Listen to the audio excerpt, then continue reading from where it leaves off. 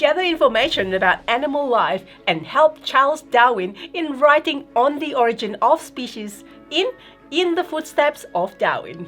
And today we'll be teaching you how to play In the Footsteps of Darwin, game designed by Gregory Grard and Matteo Verdier and published by Sorry We Are French. And hello everyone, it's Stella. And Tarrant here from Meeple University. Alright, let's get to the classroom.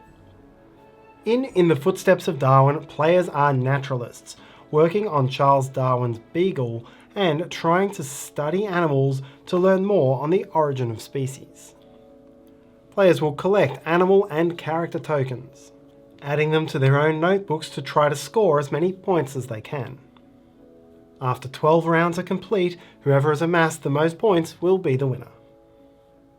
To set up, lay out the main board, tiles and tokens. Beside the board is the deck or decks of mixed up animal and character tiles.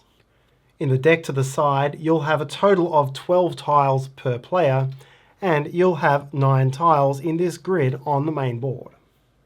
You can return all other tiles to the box. Along the left-hand side is the collection of guide tokens, publication tokens, and compass tokens.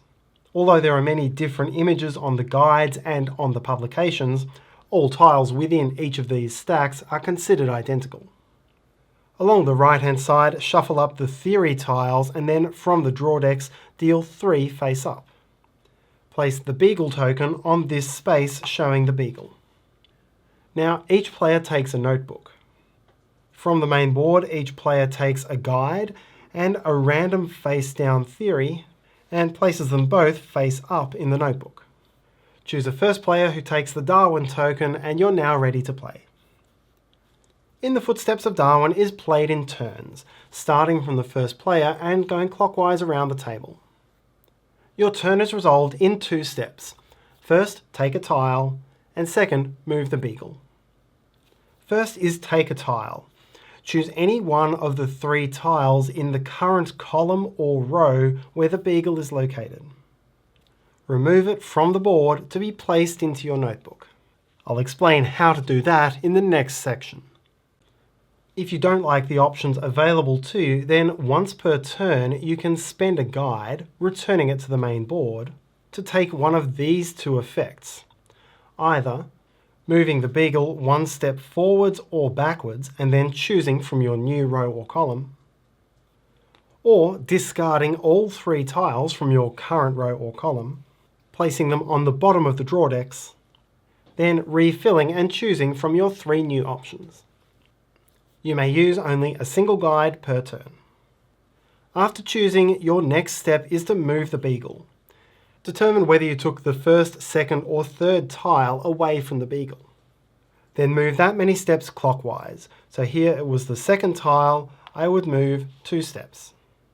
This repositions the beagle for the next player's turn. Refill from the top of the deck and play passes to the next player. After choosing your tile, you must now place it on its specific space of your player board. If you took an animal tile, it will have a colour and it will have a type, and that will correspond to one of these 16 squares exactly. Here it's my purple insect. This would be the yellow insect. Multiple tiles may be placed in the same space. Here I've taken another yellow insect so it would go on top of the one I'd previously placed. If you chose a character, add it to one of your 3 character spaces down the left-hand side. For the characters, you're only allowed to have 1 tile per square, and once you've taken 3 characters, you cannot take another. After placing, resolve any placement bonuses. There are 3 types of effects: immediate bonuses, theories, and publications. The immediate bonus is one of several effects printed in the bottom corners of the tiles. If it shows a compass, take a compass and add it to this row. You can have a maximum of 5 and this will contribute to final scoring. If it shows a guide, then take a guide from the supply and add that to this space of your board. You may hold at most 2 guides at once, any excess are lost. If the tile shows this crown in the lower left, then take the Darwin token from whoever currently has it. If the tile shows a chart or victory points, then nothing immediate happens. Those will score at the end of the game if still visible. The second possible effect is developing a theory.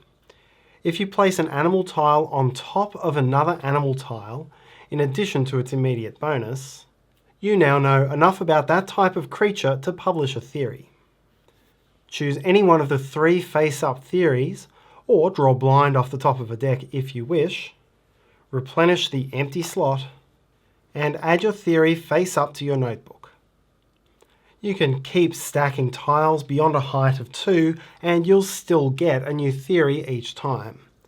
You can hold at most 6 theories at once, so if you ever gain a 7th, return 1 to the bottom of the main draw deck. The third possible benefit is to write a publication. Anytime you fill in the last slot of either a row or column, add a publication tile to your notebook. This will be worth 5 points at the end of the game. The game ends after each player has taken 12 turns. This will be the point at which the draw decks are empty.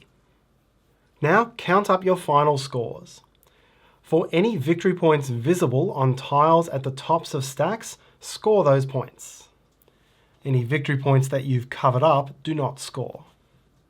Count up the number of chart icons visible on the tops of your stacks and multiply it by the number of compass tokens you collected and score that many. To be clear, your chart icons need to be visible on the tops of stacks, whereas your compass icons can be covered because you collected the compass as soon as you placed the tile. Score 5 points for every publication you collected. Score the points on all of your theories. These will score based on the total number of tiles in the given condition, and take particular note of whether the icon needs to be visible or not. This, for example, is 1 point for every red tile, and counting the ones I've covered, I have a total of 6 for 6 points. This, on the other hand, is 1 point for every visible crown icon. So if I had any of those which were covered by later tiles, they would not score. Finally, whichever player finished the game with the Darwin token gains 2 points. The player with the highest score wins.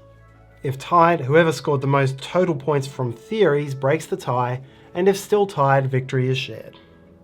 And that's how to play In the Footsteps of Darwin. Thanks so much for watching. Your like and comments are much appreciated. Subscribe to see what's coming, and hopefully you have a wonderful day. See you next time.